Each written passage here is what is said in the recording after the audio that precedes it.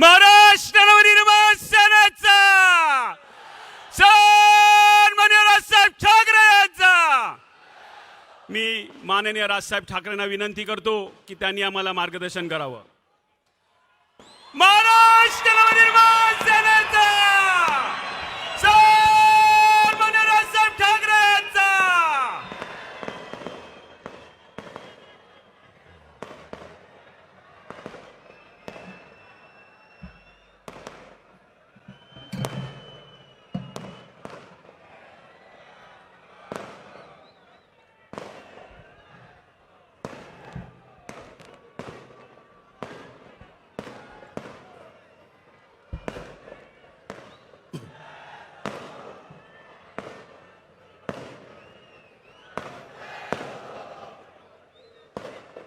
जमलेल्या माझ्या तमाम हिंदू बांधवांनो, भगिनींनो आणि मातांनो,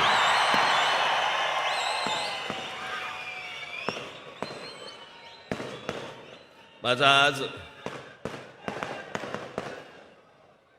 भाषण करताना कदाचित टेबल फॅन होणार आहे.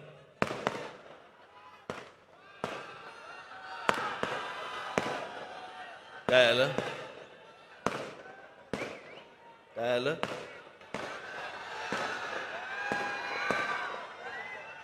अरे तुम्ही पण आहात.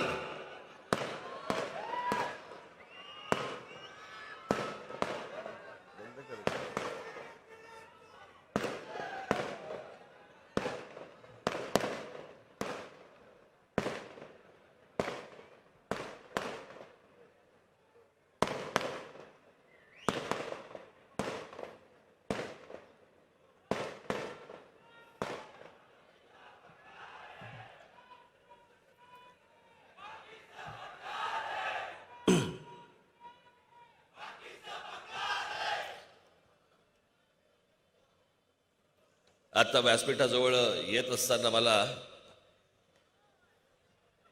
अग्निशामक दलाचा बंब दिसला.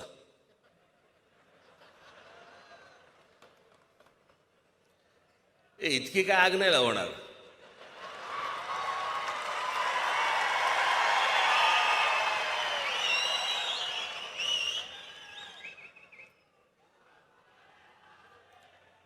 आज दुपारी मी बसलो असताना मला एका पोलीस अधिकाऱ्यांचा फोन आला आणि त्यांनी मला सांगितलं की आपण किती वाजता निघणार आहात. म्हटलं का हो. नाही म्हणे काही छोटक फुटक काही संघटना तुमचा ताफा अडवण्याचा प्रयत्न करणार आहेत. म्हटलं माझा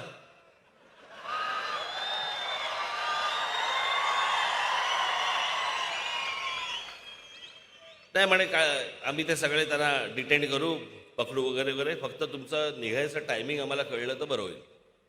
मी म्हटलं मी तुम्हाला जेव्हा निघणार आहे त्यावेळेला मी तुम्हाला कळवतो. महत्वाची गोष्ट अशी की माझ्या ताफ्याला कोणतरी अडवणार आहे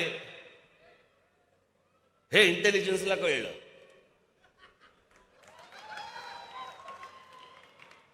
पण पवार साहेबांच्या घरी एसटीचे लोक जाणार आहेत हे इंटेलिजन्सला नाही कळलं.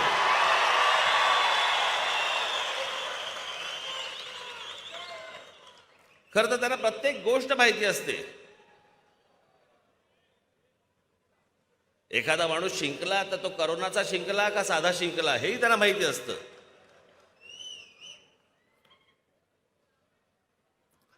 असो, पण आज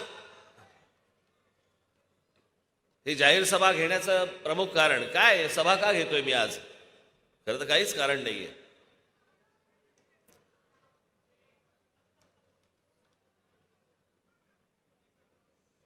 गुढीपाडव्याची सभा झाल्यानंतर अनेकांनी जे आपापले तारे तोडले,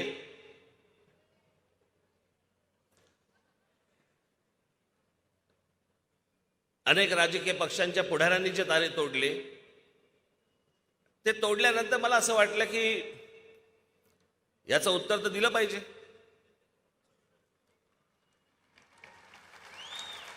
पण मला पत्रकार परिषद घेऊन याचं उत्तर द्यायचं नव्हतं.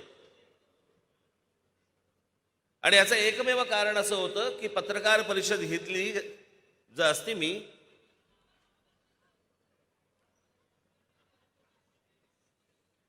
तर या सगळ्या पक्षांना जे बांधील काही पत्रकार आहेत ते पण त्याच्यामध्ये शिरतात आणि मूळ विषय राहतो बाजूला आणि हे कुठेतरी भलतीकडे भरकटवतात.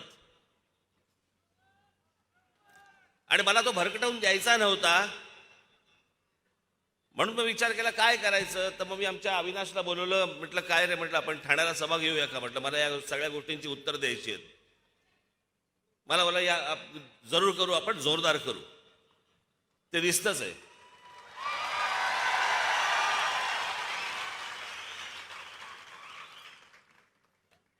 मला कोणीतरी मगाशी दाखवलं की आत्ताची ही सभा महाराष्ट्रात काही ठिकाणी विजेच्या प्रश्नासाठी म्हणून, वीज नाही म्हणून थांबवली गेली आहे की तिकडे दाखवत नाहीयेत. काय मूर्ख माणसं आहेत हल्ली, सगळं मोबाईलवरती दिसतं.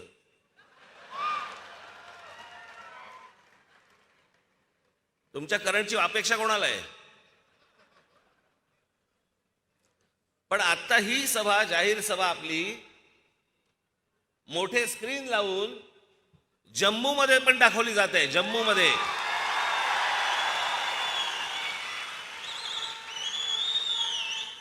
अनेक राज्यांमध्ये ही सभा दाखवली जात आहे.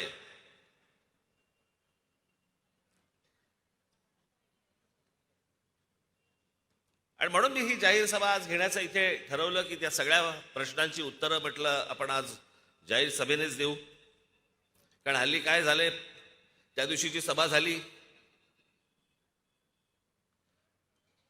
मग अनेक राजकीय पक्षांशी संबंधित असलेल्या अनेक पत्रकारांनी आपापला कंडू शमवून घेतला.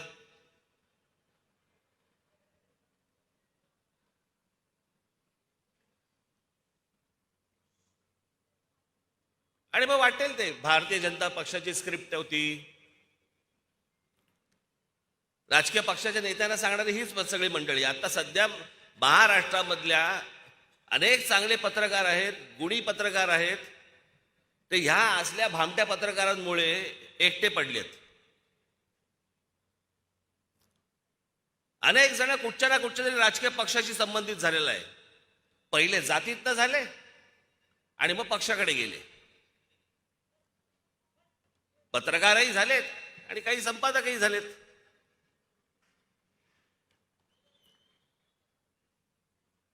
आणि त्याच्यामुळे आपण काही बोललं की फक्त टीका करायची. टीका म्हणजे काय, तर त्या राजकीय पक्षांच्या नेत्यांचं जे म्हणणं आहे ते यांनी खरडायचं.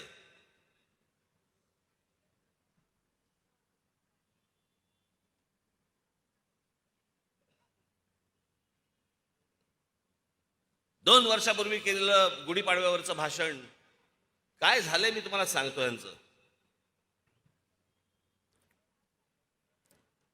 मी एके दिवशी माझे मित्र आशुतोष गोवारीकर यांचा लगान चित्रपट आला होता आणि त्या लगान चित्रपटाच्या नंतर त्यांचा स्वदेश चित्रपट आला होता. तो स्वदेश चित्रपट मी पाहायला गेलो. मला आशुने बोलवलं.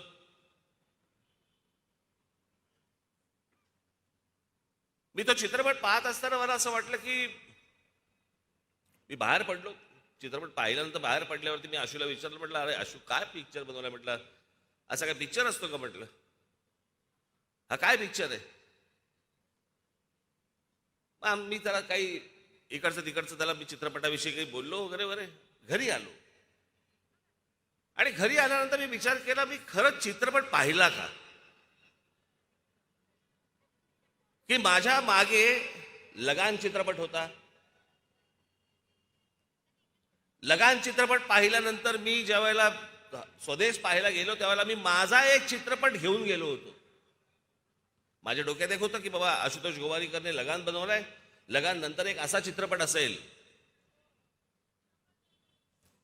आणि मग मी ज्यावेळेला परत तो चित्रपट पाहिल्यानंतर मी आशूला मी सांगितलं, म्हटलं आशू मला माफ कर, म्हटलं मी तो चित्रपट पाहिला नव्हता, मी काहीतरी डोक्यात वेगळंच घेऊन गेलो होतो. ती जी परिस्थिती होती ना ती अनेक पत्रकारांची होती, अनेक संपादकांची होती. गुढीपाडव्याच्या सभेला ते त्यांचं एक स्वतःचं भाषण घेऊन आले होते की नाही या विषयावरती राज ठाकरे बोलणार, या विषयावरती राज ठाकरे बोलणार, हा विषय आणतील, या विषयावरती बोलतील.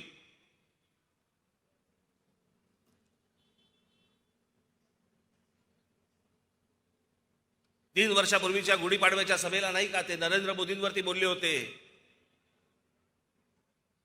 मग या वेळेला पण ते बोलतील.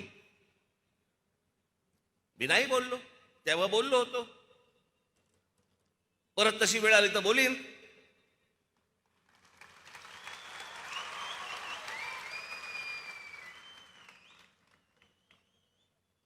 इतरही विषय आहेत, तुमचेही वाभाडे काढायचे आहेत मला.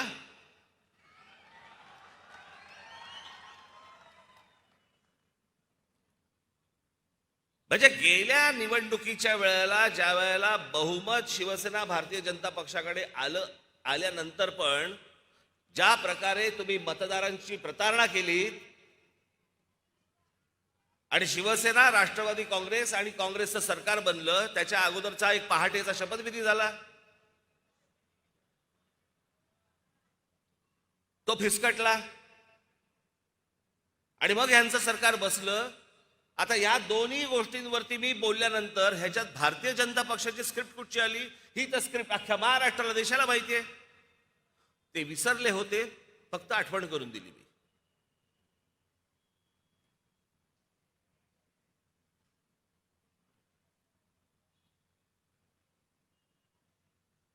ज्या वेळेला मी नरेंद्र मोदींवरती ज्या वेळेला बोलत होतो, त्यांच्या भूमिका काही मला नाही पटल्या, उघडपणे बोललो. आता हे सांगतायत की मला म्हणे ईडीची नोटीस आली म्हणून मी ट्रॅक बदलला. मी नाही ट्रॅक बदलला, मला नाही लागत ट्रॅक बदलायला.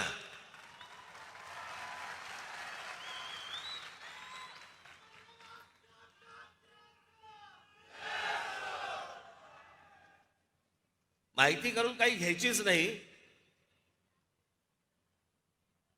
IL&FS नावाची जी कंपनी आहे, त्या कंपनीची इन्क्वायरी होती, ज्याच्यामध्ये कोहिनूर, ज्याच्यामध्ये मी होतो.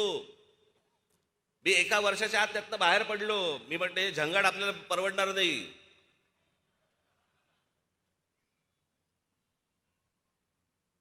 म्हणजे व्यवसाय नाही करायचा का कोणी? आणि त्या कंपनीची जी इन्क्वायरी निघाली त्याच्यातनं मला ती नोटीस आली होती आणि मी ती नोटीस आल्यावरती ईडीच्या कार्यालयात गेलो.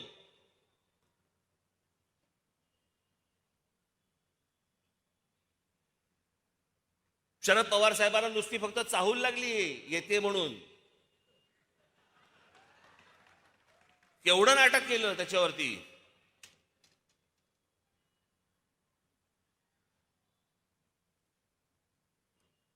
आणि जर या हाताने जर काही पापच केलेलं नाहीये, नोटीसी कोणत्या पण येऊ देत, त्या राजकीय असू देत नाही तर कायदेशीर असू देत, ढीक नाही हलत मी त्याला.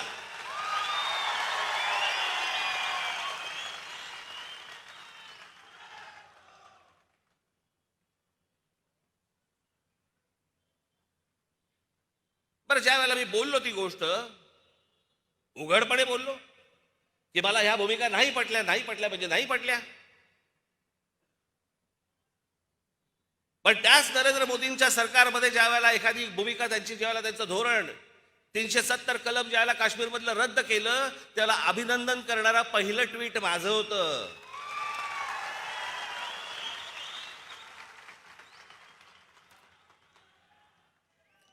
नरेंद्र मोदींसारखा पंतप्रधान या देशाला मिळावा असं बोलणाऱ्या या देशामधला पहिला माणूस मी होतो. त्याच्यानंतर बाकीचे बोलले आहेत. ज्या वेळेला मी एखादं स्वप्न ज्या वेळेला एखाद्या पंतप्रधानाकडनं पाहतो, 30 वर्षानंतर म्हणजे राजीव गांधींच्या नंतर एका व्यक्तीच्या हातामध्ये या देशामधलं पूर्ण बहुमत आल्यावरती या देशामध्ये कोणकोणत्या गोष्टी व्हायला पाहिजे होत्या, ज्या मी माझ्या भाषणांमधनं पण बोललो होतो तेव्हा. आजही माझी तीच मागणी आहे की बाकीच्या गोष्टी सोडा, ज्या झाल्या त्या झाल्या. पण नरेंद्र मोदींना माझं सांगणं आहे, आजही सांगणं आहे, या 2 मागण्या तुम्ही पूर्ण करा. या देशावरती खूप मोठे उपकार होतील. एक म्हणजे या देशामध्ये समान नागरी कायदा आणा.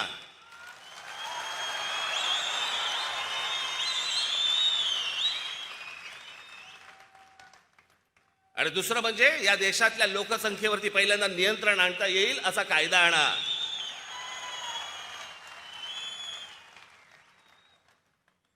आम्हाला काय असूया नाहीये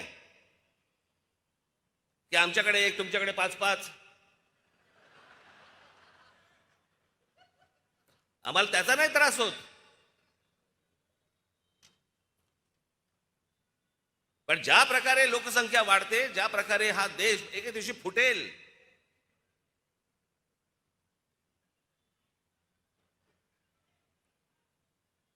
पण ह्या काही गोष्टी या देशामध्ये होणं गरजेचे आहेत, आवश्यक आहेत.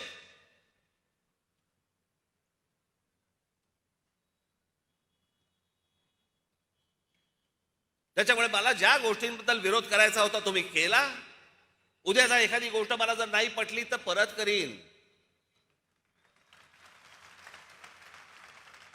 परंतु विनाकारण आपलं उठले, भाषणाला उठले आणि उगाच विरोध करायचा नाही. आता तुम्ही चिखल खाल्लाय, तुम्ही शेड खाल्लाय, आता तुमच्यावर.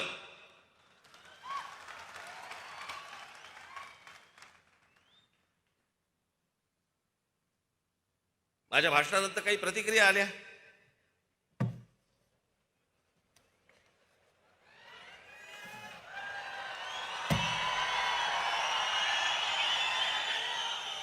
म्हटलं विसरायला नको.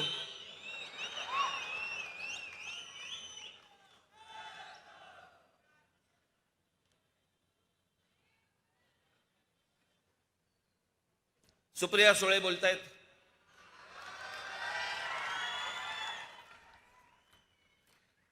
लाव रे तो व्हिडिओ म्हणणारे एका नोटीशीने बदलतील याचं मला आश्चर्य वाटतं. म्हणजे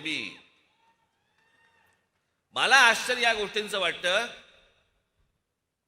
की एकाच घरात राहून अजित पवारांच्या घरी रेड पडते पण तुमच्या घरी रेड पडत नाही. ह्याचं कारण मला कळेल का?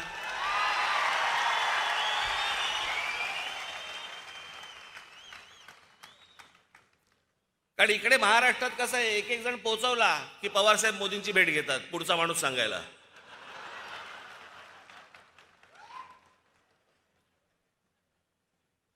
देशमुख गेले मग परत एक भेट घेतली. अजितचं काय, मग रेड टाकल्या, रेड कंप्लीट झाल्या, परत भेट घेतली. तो जरा नवाब मलिक जरा फाजीलपणा जास्ती करतोय, जरा जरा थोडंसं लक्ष द्या. मग नवाब मलिक,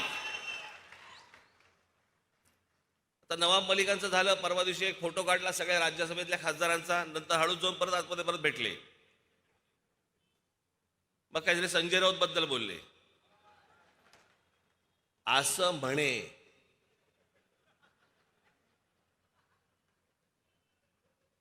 आज काय बोलले माहित नाही. मी त्यांच्या वाढदिवसाच्या भाषणाच्या वेळेला बोललो होतो की पवार साहेब खुश झाले म्हणजे भीती वाटायला लागते.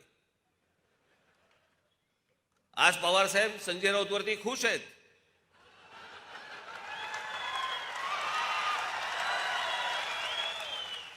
कधी टांगलेला दिसेल कळणार पण नाही.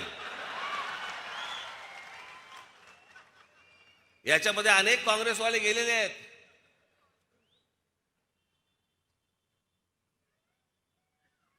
आणि उशिरा समजतं की तेव्हा ते वागले होते, ते बोलले होते, ते आज लागलंय.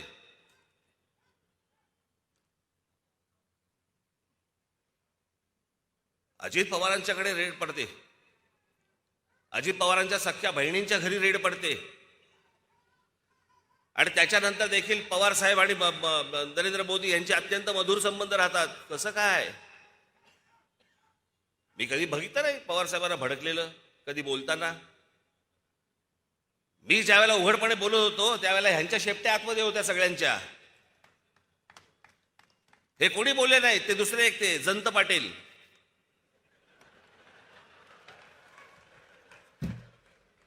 बघा ते जयंत पाटील काय म्हणतायत.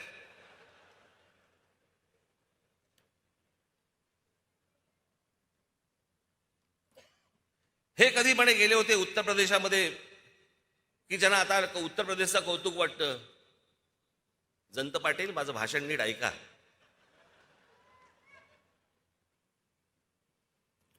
मी म्हटलं ज्या बातम्या कानावरती येत आहेत त्याप्रमाणे जर उत्तर प्रदेशमध्ये जर विकास झालेला असेल तर त्याचा मला आनंद आहे. माझी भाषा काय आहे? जर तरची भाषा आहे. ज्या बातम्या माझ्या कानावर येत आहेत तसा जर विकास झाला असेल तर. तुम्हाला आठवत असेल तर गेल्या 2014च्या लोकसभा निवडणुकीच्या वेळेला मी सतत सांगत होतो की पंतप्रधान नरेंद्र मोदी उद्या ज्यावेळेला नरेंद्र मोदी जेव्हा पंतप्रधान होतील ते झाल्यावरती त्यांनी उत्तर प्रदेश, बिहार आणि झारखंड या 3 राज्यांकडे लक्ष द्यावं. त्या 3 राज्यांचा विकास करावा. या 3 राज्यांमधनं बाहेर पडणारी माणसं जी महाराष्ट्रामध्ये येत आहेत, महाराष्ट्र यांचं ओझं सहन करू शकत नाही.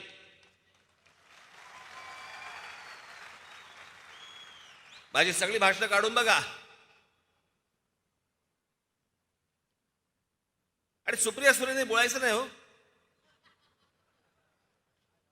यांचे खायचे दात वेगळे आणि दाखवायचे सुळे वेगळे आहेत.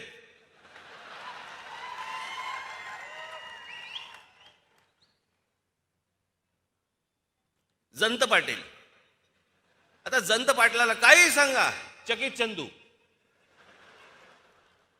एकदा मागे गृहमंत्री असताना मी त्याला सांगत होतो, ह्याच सगळ्या गोष्टी सांगत होतो. म्हटलं अहो जरा एकदा त्या बेराम पाड्यामध्ये जाऊन बघा, एकदा ह्या सगळ्या वस्तीमध्ये जाऊन बघा. इकडे म्हटलं अत्यंत भीषण अवस्था आहे म्हटलं तिकडे. कधी म्हटलं तिथे कुठे शस्त्र असतील, बॉम्ब असतील. खरे की काय मला काही कल्पनाच नाही. सतत चेहरा चकित चंदू. आश्चर्य झालेलं असतं, सारखं आश्चर्य.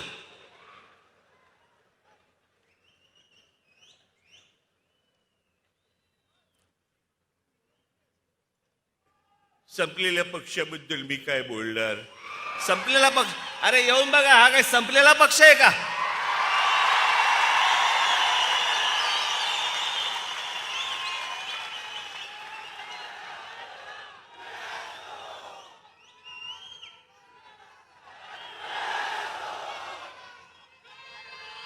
म्हणजे विजलेला पक्ष आहे.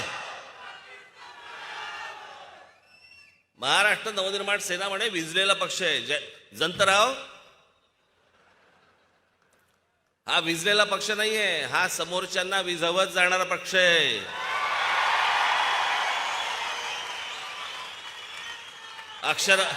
माझ्या अक्षरावरती जरा थोडासा इकडे तिकडे झालं असेल तर बघून घ्या.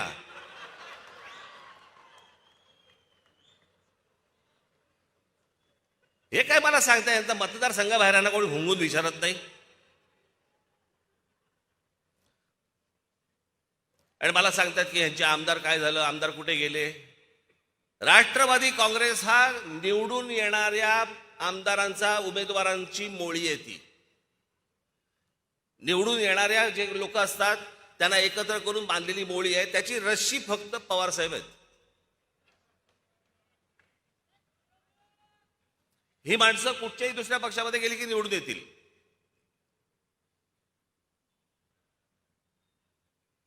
मग भुजबळ म्हणालेत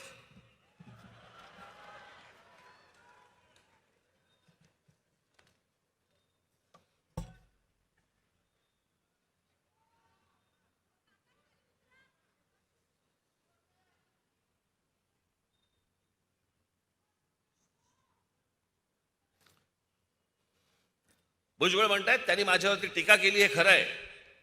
मीही मोदी बीजेपी विरोधात बोलत होतो, त्यामुळे मला जो त्रास सहन करावा लागला तो मी सहन केला, पण त्यासाठी मी माझा मार्ग बदलला नाही. अच्छा,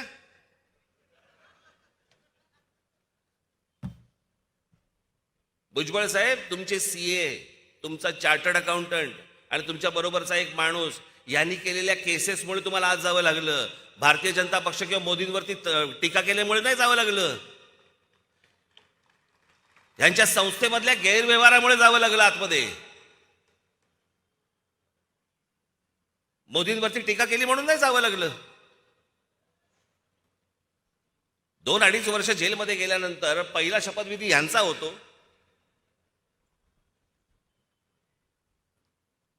बरं, सगळेजण सांगतायत संपलेला पक्ष आहे, त्याच्यावर काय बोलणार, तरी बोलतायत.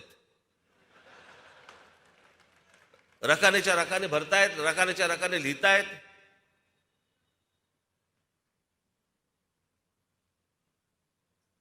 आमचे शेवटचे लाडके अजित पवार काय म्हणतायत बघा.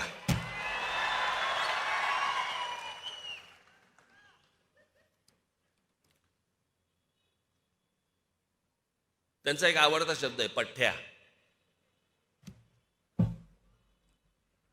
यांना काय म्हणे भोंगे आत्ताच दिसले का म्हणे, आत्ताच सुचले का, याच्या अगोदर काय म्हणे झोपा काढत होतात का. अजित पवार, मी कधी कधी कुठची कुठची गोष्ट बोललोय ना, हे मला नीट आठवतंय. आणि तुमच्या फक्त माहितीसाठी म्हणून मी 3 व्हिडिओज आणलेत.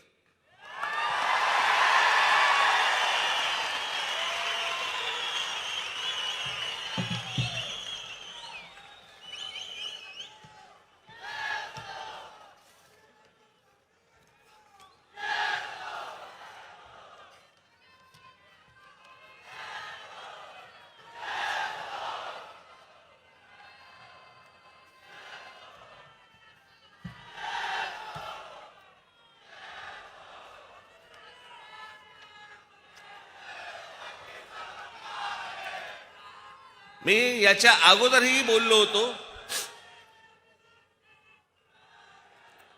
परंतु त्याचे मला काही व्हिडिओ सापडले नाहीत. सोक्षमोक्ष लावलेला बरा असतो. काय झालं, तो जो सकाळचा शपथविधी झाला त्याच्यानंतर जो पवार साहेबांनी जो आवाज काढला, तो आवाज काढल्यानंतर 3-4 महिने अजित पवारांना ऐकू येत नाही. बॉम्ब फुटल्यानंतर माहिती आहे, कू असा एक आवाज येतो कानात, काही ऐकू येत नाही. तसा तो आवाज काढल्यानंतर त्याला 3-4 महिने कू असा आवाज येत होता. त्याच्यामुळे मी काय बोललो हे त्याला कळलंच नाही. तरी पण मी तुम्हाला पहिला जे मी माझं बोलणं बोललोय 28 जुलै 2018 या दिवशी मी काय बोललोय तुम्ही बघा. आज महाराष्ट्रामध्ये असतील नाही तर देशामधले अनेक मुसलमानांना मी अनेक येतात तेव्हा मी त्यांना पण सांगतो, कशासाठी पाहिजे तुम्हाला लाऊडस्पीकर. सकाळची बांग देताना किंवा काय सकाळची अजान देताना आणि नंतरच्या तुम्हाला काय बांग देताना कशाला लाऊडस्पीकर पाहिजे. कोणाला कळवायचं असतं तुम्हाला. नमाज पडायचंय घरामध्ये पडा ना, रस्ते कशाला अडवताय.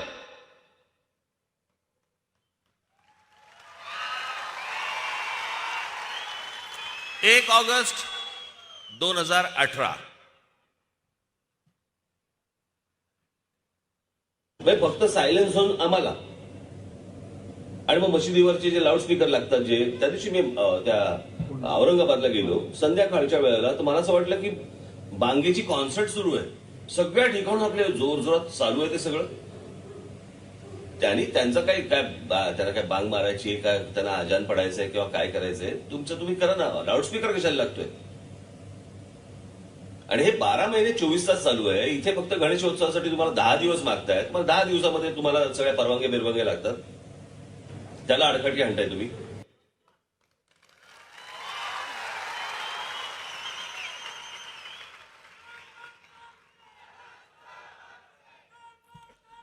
आता लॉकडाऊन लागायच्या अगोदर महाराष्ट्र नवनिर्माण सेनेचं जानेवारी 23 ला जे अधिवेशन झालं होतं, त्या अधिवेशनामध्ये मी काय बोललो होतो.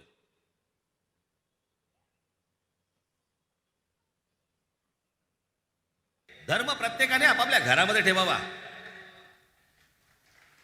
आणि त्याच्यासाठी मशिदींवरचे जे लागणारे भोंगे आहेत, हे भोंगे देखील तितकेच बंद झाले पाहिजेत. हे तेव्हाच मी बोललो होतो.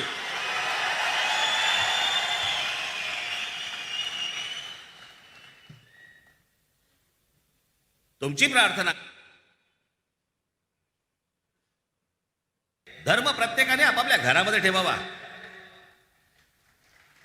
आणि त्याच्यासाठी मशिदींवरचे जे लागणारे भोंगे आहेत, हे भोंगे देखील तितकेच बंद झाले पाहिजेत. हे तेव्हाच मी बोललो होतो.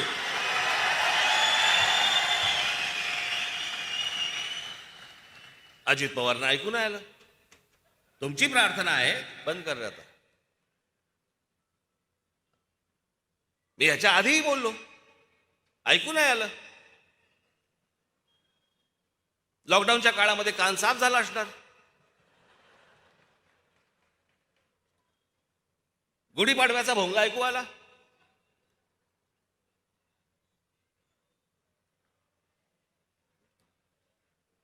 बरं, मी चुकीचं काय बोललो?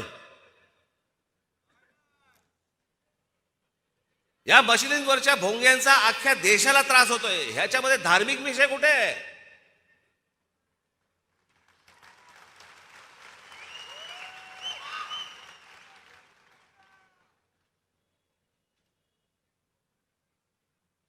तुम्हाला जो काय नमाज पडायचा आहे, तुम्हाला जी काय अजान द्यायची आहे, घरामध्ये द्या.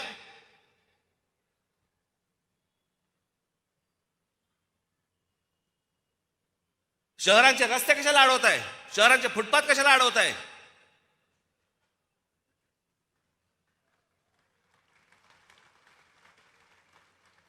प्रार्थना तुमची आहे, आम्हाला काय ऐकवत आहे?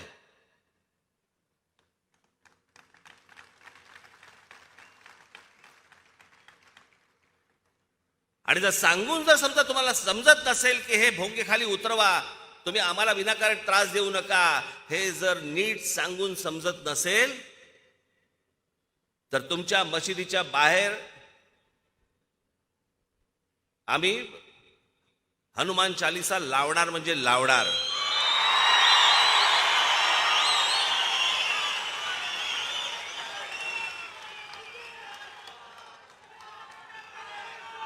वातावरण आम्ही नाही बिघडवत आहोत.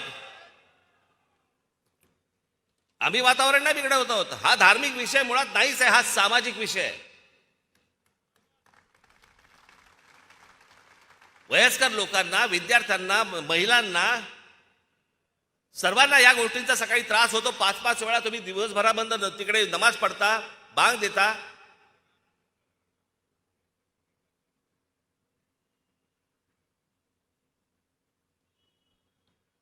एक तर सगळे बेसूर असतात,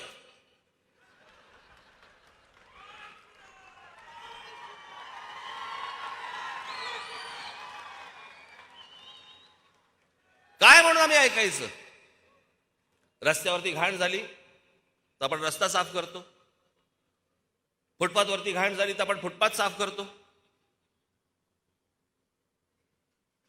मग जर कानाला त्रास होत असेल तर भोंगे खाली उतरवलेच पाहिजेत.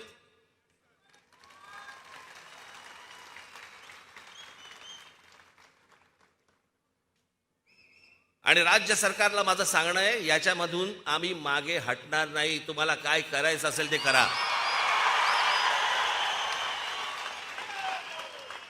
या गोष्टीचा एकदा सोक्ष हा लागलाच पाहिजे.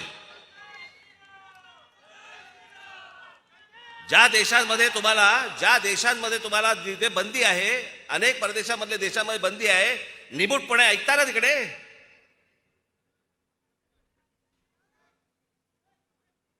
आज माझे अनेक असे मुसलमान परिचयाचे लोक आहेत, ते येऊन सांगतात की तुम्ही म्हणताय ते बरोबर आहे.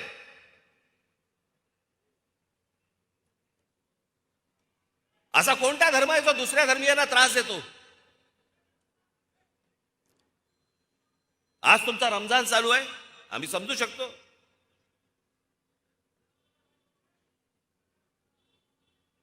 आमचाही गणपती उत्सव असतो, नवरात्र उत्सव असतो. 10 दिवसामध्ये आपण समजू शकतो. तरीही तो लाऊडस्पीकर कमीच लावला पाहिजे, तो भाग वेगळा.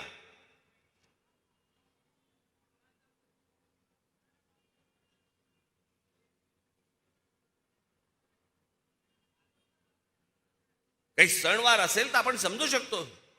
हे 365 दिवस ज्यावेळेला तुम्ही हे लाऊडस्पीकर मधनं ह्या गोष्टी तुम्ही ऐकवता, कशासाठी, कोणासाठी?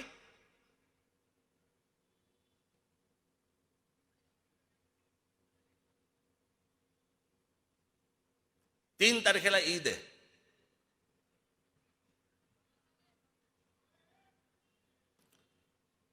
माझी राज्य सरकारला, गृह खात्याला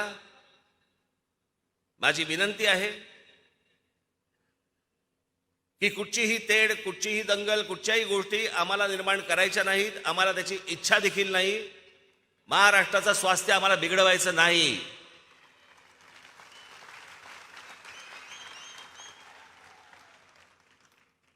पण आज 12 तारीख आहे. 12 ते 3 मे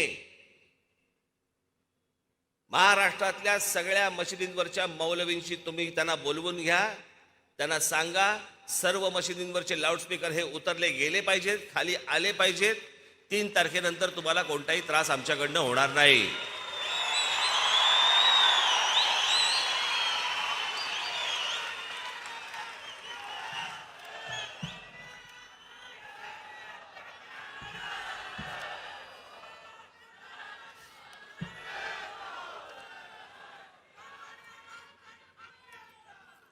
अठरा जुलै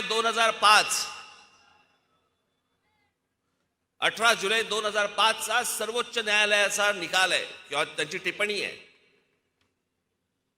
इतरांची शांतता बिघडवून तुम्ही तुमची प्रार्थना करा किंवा मोठे ध्वनिक्षेपक किंवा मोठी वाद्य वाजवून प्रार्थना करा असं कुठलाही धर्म सांगत नाही. आमच्या मते समाजात धर्माच्या नावाने म्हातारी माणसं, आजारी रुग्ण, विद्यार्थी यांची पहाटेची झोप बिघडवणं, दिवस खराब करणं आणि बाकीच्यांचा दिनक्रम विस्कळीत करणं अशा गोष्टींना मुळीच परवानगी देता कामा नये. जर सुप्रीम कोर्टाने जर समजा ही गोष्ट सांगितलेली असेल तर राज्यातल्या गृह खात्याला त्याची अंमलबजावणी करायला काय प्रॉब्लेम आहे? हे होत का नाहीये? मतांसाठी? म्हणजे हे मतांसाठी म्हणून वाटेल त्या प्रकारे धर्म चालवणार आणि आम्ही उघड्या डोळ्यांनी आणि उघड्या कानांनी बघत बसायचं, हातावर हात ठेवून आम्ही उभं राहायचं फक्त.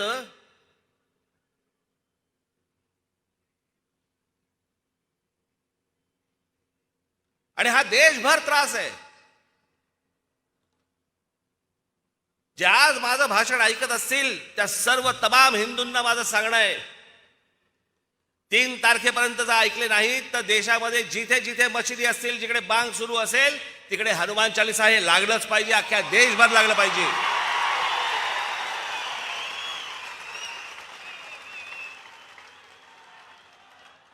आम्हाला काय त्रास होतो तो एकदा त्यांना होऊ देत. एकमेकांना त्रास देणारा धर्म असू शकत नाही.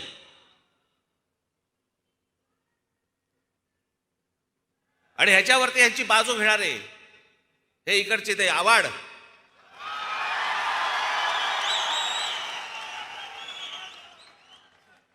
काय पण फिराय नागाने फणा काढावा ना.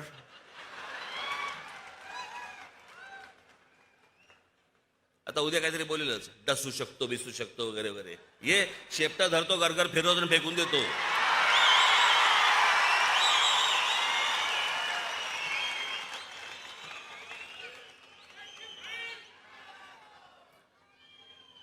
राज ठाकरेंनी म्हणे सांगितल्याप्रमाणे कुठच्या दर्ग्यामध्ये किंवा कुठेही मदरशामध्ये जर समजा वस्त्रा जरी सापडला तरी मी राजकारण संन्यास घेईन. सापडेल कसा? दाढी करतच नाहीत.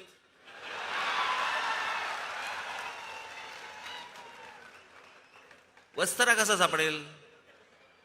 बरं, इकडून तिकडून तुला वस्त्रा दिसला, त्याच्या बुद्धीची कीव करावीशी वाटते मला. आवाड, आता मी 4 गोष्टी तुम्हाला वाचून दाखवतो.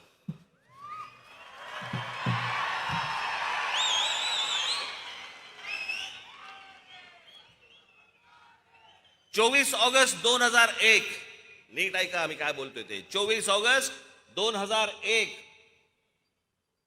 रोजी मुंब्रा कौसा परिसरात सिमी नावाची जी आतंकवादी संघटना आहे, सिमीच्या 6 हस्तकांना अटक.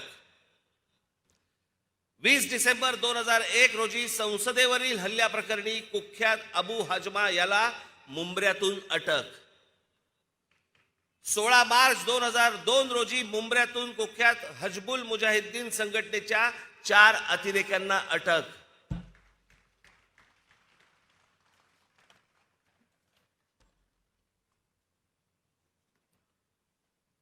कोणा एका नेत्याच्या हत्येचा कट रचल्याप्रकरणी 3घांना अटक. 23 जानेवारी 2004 रोजी एक दहशतवादी जेरबंद. गुजरात पोलिसांच्या चकमकीत ठार झालेली इशरत जहां शेख ही देखील मुंब्र्यात राहत होती. 2016 मध्ये ताब्यात घेतलेला आयसिसचा हिंदुस्थानातील म्होरक्या मुदब्बीर शेख हा गेली कित्येक वर्ष मुंब्र्यातील अमृतनगर येथे राहत होता. 17 एप्रिल 2003 रोजी लष्कर ए तोयबाच्या 2 अतिरेक्यांना अटक.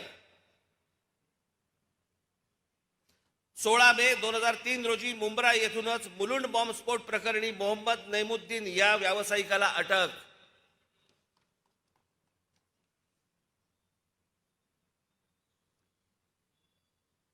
मुंब्र्यात रिजवान मोमीन या संशयित अतिरेक्याला अटक.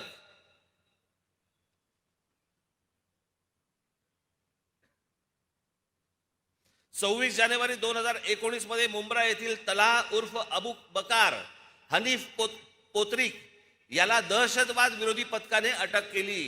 हे सगळे मुंब्र्यातले आहेत जिथून आवाड निवडून येतो.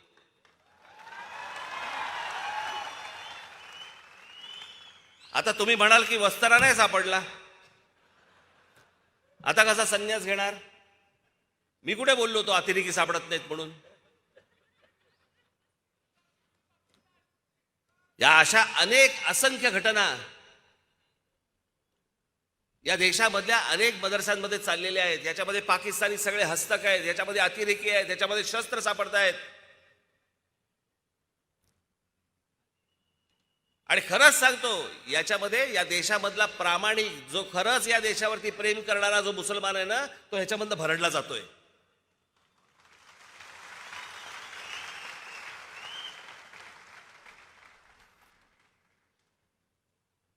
हे आमचे सलीम मामू शेख बसले इथे. सलीम मामा उभा राहा.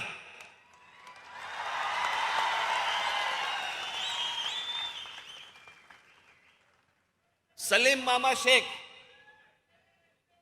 याच्या मतदारसंघामध्ये 95% हिंदू लोक राहतात, पण सलीम निवडून येतो.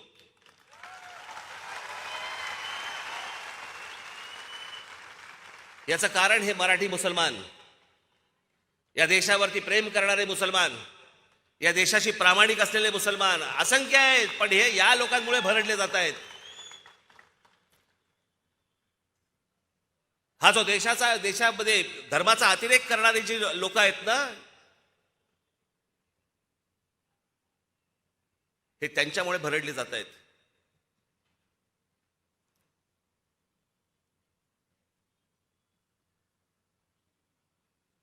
याच्यापेक्षा वेगळी अजून काय भूमिका असावी मला जरा सांगा. आणि पवार साहेब सांगतायत मी जातीयवाद भडकवतो. बरं, पवार साहेबांनी सांगावं, राष्ट्रवादी काँग्रेसने सांगावं राज ठाकरे त्याची भूमिका बदलतो म्हणून. राष्ट्रवादी काँग्रेसने बोलावं.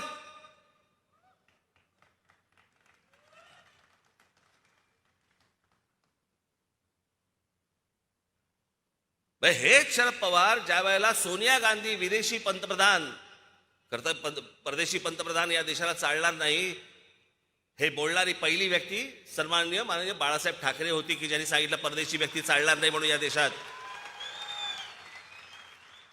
आणि मग तो धागा पकडून पवार साहेबांनी काँग्रेसमधनं बाहेर पडले की विदेशी पंतप्रधान आम्ही मान्य नाही करणार म्हणून. 99ला बाहेर पडले, सोनिया गांधी नकोत म्हणून बाहेर पडले. निवडणुकांचा निकाल लागला आणि परत काँग्रेस बरोबर गेले आणि मला असं वाटतं कृषी मंत्री झाले. 2 महिन्यात भूमिका बदलली. अशा तर असंख्य सांगता येतील अशा की जिकडे पवार साहेबांनी भूमिका बदलल्या. हे काय मला सांगतायत मी कोणती भूमिका बदलली?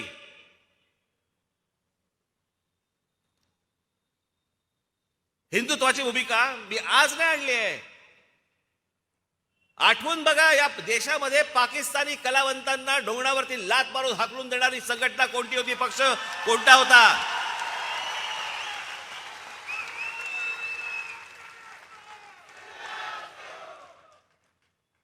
परत जर चित्रपटामध्ये पाकिस्तानी कलावंत घाल तर याद राखा, हे प्रत्येक प्रोड्युसरला नोटीस कोणाकडे गेली होती? जे आपल्याकडे येऊन गाणी गात होते, आपल्याकडे येऊन चित्रपटामध्ये काम करत होते, या सगळ्यांना ज्यांनी हाकलून दिलं तो माझा महाराष्ट्र सैनिक होता.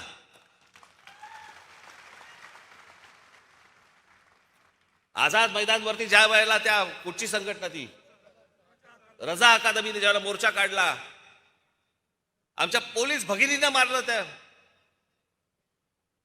घोळका घोळका करून त्या पोलीस भगिनींना आतमध्ये घ्यायचे आणि त्याला काय शारीरिक त्रास दिले हे आमचे इथे पत्रकार आहेत सगळे, यांच्या गाड्या फोडल्या, जाळल्या, आमच्या पोलिसांना मारलं, कोणी प्रतिक्रिया नाही दिली. त्यांच्या विरोधात फक्त महाराष्ट्र नवनिर्माण सेनेने मोर्चा काढला आणि तो मोर्चा काढल्यानंतर तिथे जो मुंबईचे पोलीस कमिशनर होते त्यावेळेला आरोप पटनायक हे आले आणि ते आमच्या पोलिसांवरतीच डाफरायला लागले. समोरून ते हल्ला करतायत आणि हे सांगतायत, पोलिसांना सांगतायत नाही हल्ला नाही करायचा, त्याला मारायचं नाही, त्याला कुठची गोष्ट करायची नाही. तो मोर्चाच मुळात काढला होता आरोप पटनाईकना मुंबईच्या पोलीस कमिशनर पदावरनं काढून टाकण्यासाठी म्हणून. आणि तो मोर्चाच इतका ताकदवान होता की सरकारला निर्णय घ्यावा लागला आणि आरोप पटनाईकना मुंबई पोलीस कमिशनर पदावरनं काढून टाकण्यात आलं. हा काढलेला मोर्चा हा आमचा होता. अगोदरच्या गोष्टी जर समजा हे विसरून गेले असतील तर आठवण करून देतो.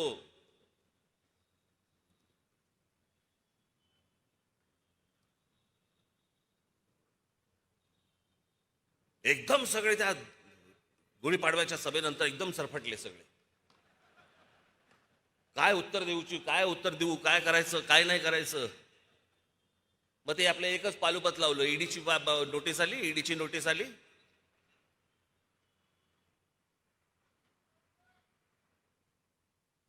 परत आली तर परत जाईल. तुम्ही जाताय का? नुसत्या फक्त प्रॉपर्टी अटॅच केल्या तर शिव्या द्यायला लागले पत्रकार परिषदेत.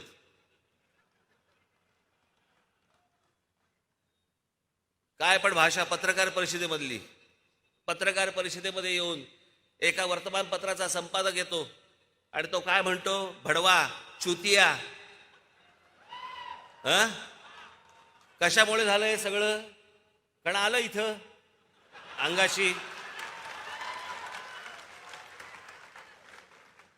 हे कुठचे आहेत तेच कळत नाहीत. हे शिवसेनेचे आहेत का राष्ट्रवादीचे आहेत? ह्यांच्यासाठी एक फार छान शब्द आहे.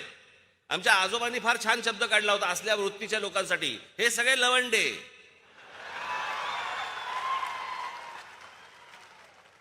वरती अनुस्वार आहे, लक्षात ठेवा.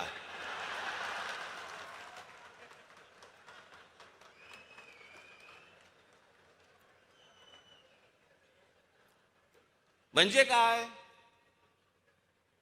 तर आपल्याकडे पूर्वी जेवायला पत्रावळी असायची आणि मग ती एक द्रोण असायची. त्या द्रोणेमध्ये वरण टाकलं, आमटी टाकली की ती तिकडे लटकते. मग ती लवंडे जिकडे म्हणून ते लवंडे. शिवसेनेकडनं पडलं की शिवसेनेकडे लवंडे, राष्ट्रवादीकडनं पडलं की राष्ट्रवादीकडे लवंडे. ती असे लवंडे.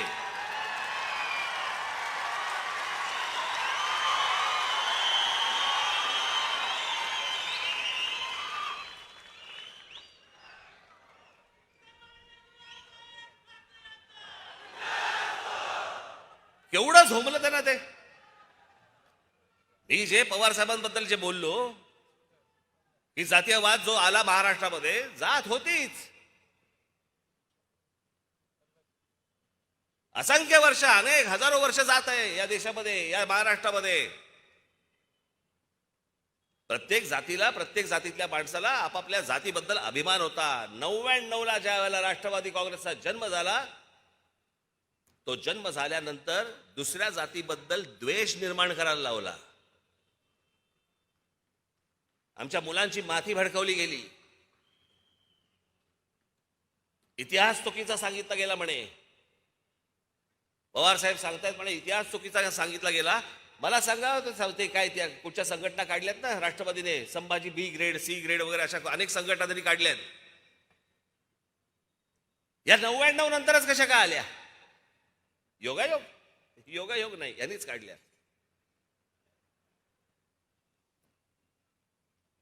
तुम्हाला मी शरद पवार साहेबांच्या एक मुलाखत घेतली होती पुण्याला. मी त्याच्यामध्ये हा प्रश्न विचारला होता. आज काढून बघा. मी त्याच्या पुढे त्यांचं वय ऐकून बघून मी फार खोलात गेलो नाही.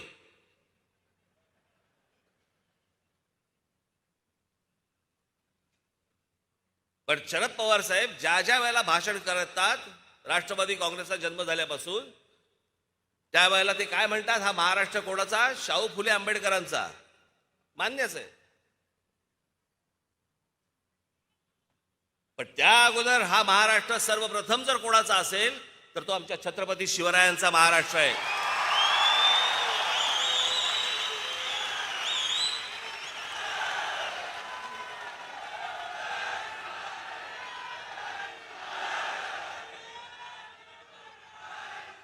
पण पवार साहेब कधीही, शरद पवार साहेब कधीही छत्रपतींचं नाव घेताना तुम्हाला दिसणार नाहीत, कुठच्याही सभेमध्ये दिसणार नाहीत. कारण छत्रपतींचं नाव घेतल्यानंतर मुसलमान मतं गेली तर काय करायचं? आणि म्हणून शिवछत्रपतींचं आमच्या कधीही ते नाव घेत नाहीत. शाहू फुले आंबेडकर.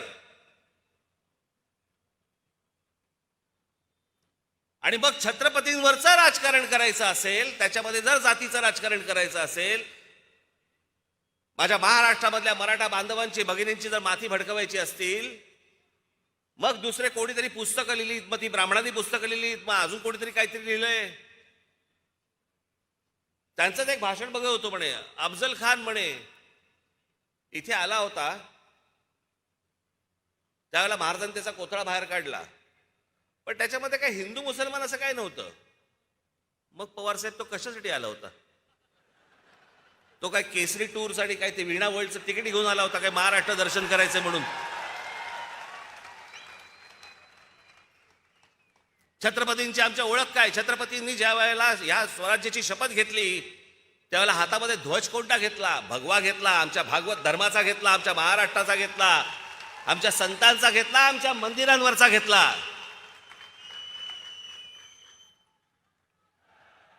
ही लढाई तेव्हा कधी तुम्हाला दिसली नाही का की हिरव्या झेंड्याच्या विरोधातला हा भगवा झेंडा, ही लढाई तुम्हाला दिसली नाही? स्वतः शरद पवार साहेब हे स्वतः नास्तिक आहेत, त्याच्यामुळे ते धर्माकडे बघताना नास्तिकतेतनं बघतात.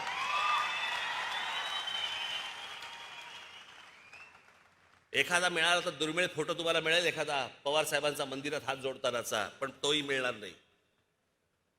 कारण ते आहेतच स्वतः नास्तिकच आहेत. ते धर्मबिर्म काही मानत नाहीत, देवबिव काही मानत नाहीत. आणि मग ते त्यांच्या पद्धतीने राजकारण समजवण्याचा प्रयत्न करतात, त्यांना अपेक्षित असलेलं.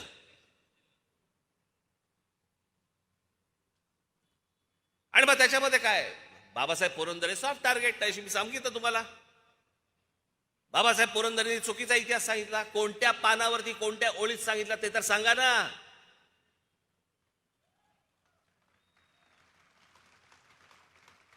ह्यांचे इतिहासकार कोण? ते म्हणे कोकाटे.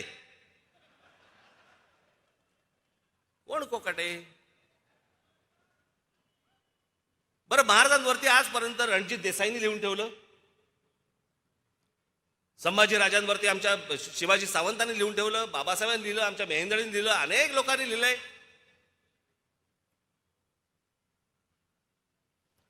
प्रत्येकाने आपापल्या पद्धतीने शिवाजी महाराज महाराष्ट्र समोर आणले. पण घराघरामध्ये जर समजा शिवाजी महाराज कोणामुळे जर पोचले असतील तर ते फक्त बाबासाहेब पुरंदरेंमुळे पोचले. हे नाकारून चालणारच नाही तुम्हाला. आणि हे कोणीही मान्य करतं. मग त्यांची व्याख्यानं असू देत, त्यांची पुस्तकं असू देत, तर काही असू देत. पण आम्हाला इतिहास नाही बघायचा आहे. आम्हाला ते पुस्तक कोणत्या जातीच्या माणसांनी लिहिलं ते बघायचंय.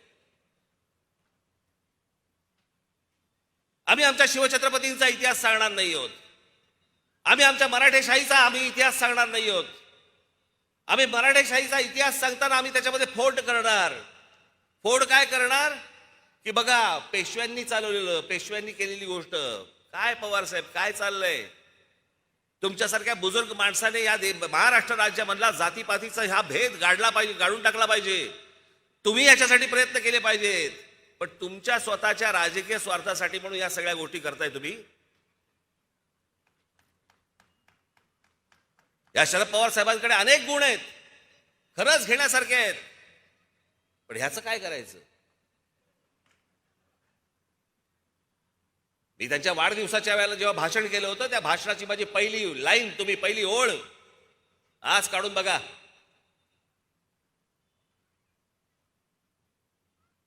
त्यांचा वाढदिवस होता, त्या वाढदिवसाच्या व्यासपीठावर मी बोललो होतो आणि तेव्हा मी म्हटलं होतं की असे अनेक विषय आहेत जे आज मला बोलता नाही येणार, कारण हे व्यासपीठ वेगळं आहे.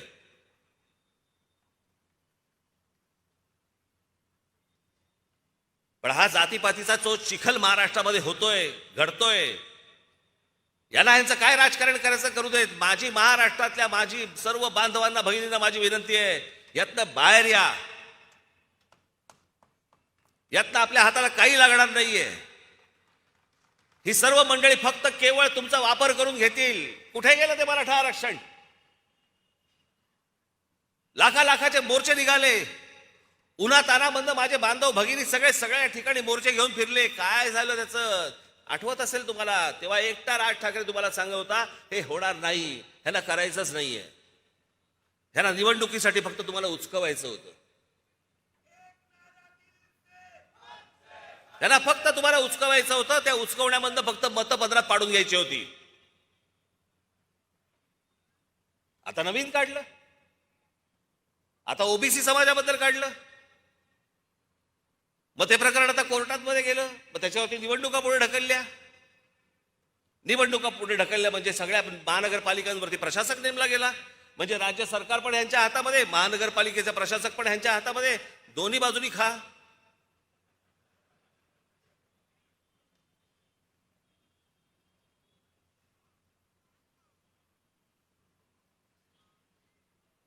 काय हा वैभवशाली महाराष्ट्र आपला, काय इतिहास आपला. अहो 125 वर्ष ज्या मराठेशाहीने, त्याला मराठेशाहीच म्हणतात, त्याला पेशवेशाही नाही म्हणत. सगळ्या 18 पगड जातीचे सगळे लोक होते त्याच्यामध्ये. जे आणले होते, जवळ आणले होते, ते आमच्या शिवछत्रपतींनी आणले होते. सगळ्या समाजातला प्रत्येक जातीमधला माणूस हा स्वराज्यासाठी लढत होता. आमच्या शिवछत्रपतींकडनं, आमच्या महाराष्ट्र राज्यातल्या आमच्या संतांकडनं आम्ही घेतलेली शिकवण कुठे गेली? काय चालू आहे? आपण काय करतो? बरं, हे प्रकरण कॉलेजपर्यंत आलं, हे प्रकरण शाळेपर्यंत गेलं. शाळेमधली मुलं एकमेकांकडे जातीने बघायला लागले, कॉलेजमधली एकमेकांची मुलं जातीने बघायला लागली. अहो, हे आमचे पत्रकार बसले, ह्यांच्यामध्ये जातीमध्ये फाटाफूट झालेली आहे.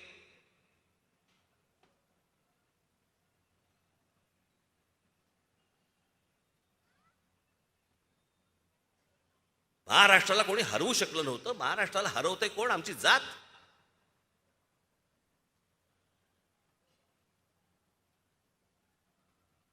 आमच्या राज्यातल्या जाती आम्हाला नष्ट करायला निघाल्यात. अहो, जातीतनं बाहेर पडणार नसू तर आपण मराठी कधी होणार? आणि मराठी जर समजा होणार नसू तर आपण हिंदू कधी होणार? कोणत्या हिंदुत्वाच्या गोष्टी घेऊन बसलोय आपण? कसला हिंदुत्व? जे हिंदू मुसलमान फक्त दंग्यामध्ये जो हिंदू होतो तो हिंदू?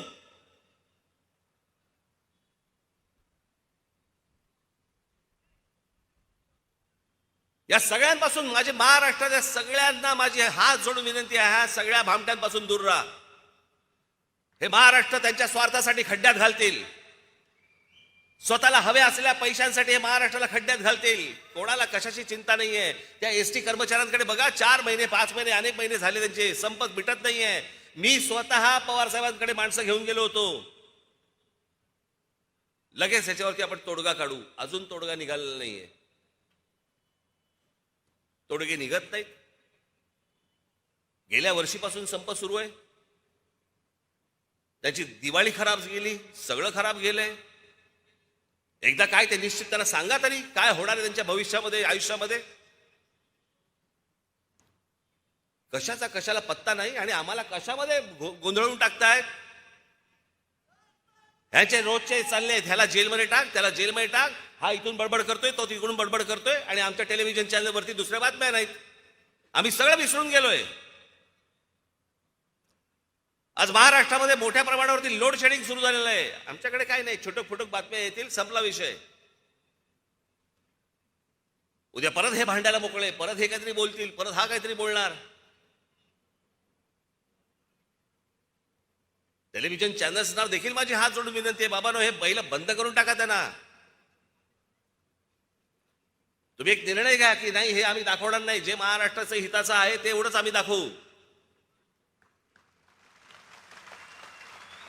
काही गरज नाही 24 तास दाखवायची. चांगलं जर समजा तुम्ही 5 तास दाखवलं ना तरी महाराष्ट्र सुखी होईल. पण ह्या सगळ्यामधनं बाहेर येणं आवश्यक आहे, गरजेचं आहे. लोकांना वाटत असेल की हे भोंग्याचं राज ठाकरे राजकारण करतोय. मला राजकारण करायची गरज वाटत नाही. मला जे आहे हा महाराष्ट्र, हा देश साफ झाला पाहिजे, नीट झाला पाहिजे, सुरक्षित राहायला पाहिजे. माझ्या माता भगिनी ज्यावेळेला रस्त्याने फिरतील कुठेही जाताना त्यांना सुरक्षित वाटलं पाहिजे.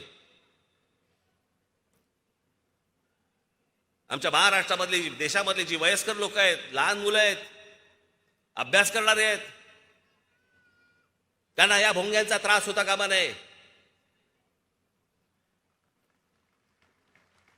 आणि त्याच्यासाठी म्हणून जर समजा उद्या काही केसेस अंगावरती घ्यायच्या झाल्या, माझ्या सकट आम्ही घेऊ. माझ्यावर काहीतरी 100-125 केसेस आहेतच.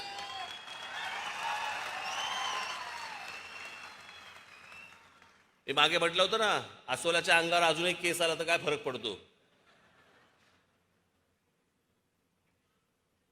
पण या गोष्टींना भीत नाही. मी जाता जाता फक्त परत एकदा आपल्या सर्वांच्या साक्षीने, जे कोणी माझं भाषण ऐकत असतील त्या सर्वांच्या साक्षीने मी सांगतोय, ज्या मुसलमानांना त्यांच्या प्रार्थना करायच्या आहेत, प्रार्थना करा घरात. प्रत्येकाने आपापला धर्म आपल्या घरामध्ये ठेवावा, रस्त्यावरती आणू नये. जेव्हा सणासुदीचे ज्यावेळेला दिवस असतील त्यावेळेला 10 दिवस 15 दिवस आपण समजू शकतो. पण 365 दिवस 24 तास हे नाटक लफडं चालणार नाही यापुढे महाराष्ट्रात.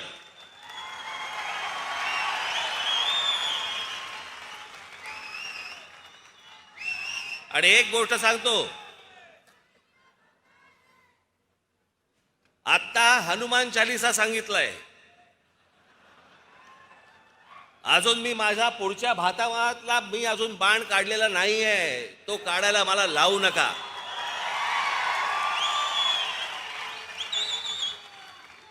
आणि म्हणून माझी या संपूर्ण राज्य सरकारला माझी हात जोडून विनंती आहे, केंद्राला ही विनंती आहे माझी, की जिथे समाजाला त्रास होतोय असल्या कोणताही धर्म असता कामा नये. जे मुसलमान बांधव आहेत त्या मुसलमान बांधवांना सगळ्यांना सांगा की उद्या कुठच्याही प्रकारचा आपल्याला तेढ निर्माण करायची नाही. आपल्याला दंगली नकोयत. आपल्याला महाराष्ट्रात सगळ्या सुखीचं चांगलं वातावरण आपल्याला महाराष्ट्रामध्ये ठेवायचं आहे. आपण स्वतःहून या सगळ्या मशिदींवरचे लाऊडस्पीकर खाली उतरवा. आपली प्रार्थना आपल्या घरात ठेवा. महाराष्ट्र आनंदी करा. एवढीच फक्त एक इच्छा व्यक्त करतो आणि आपल्या सर्वांची मी रजा घेतो. धन्यवाद. जय हिंद, जय महाराष्ट्र.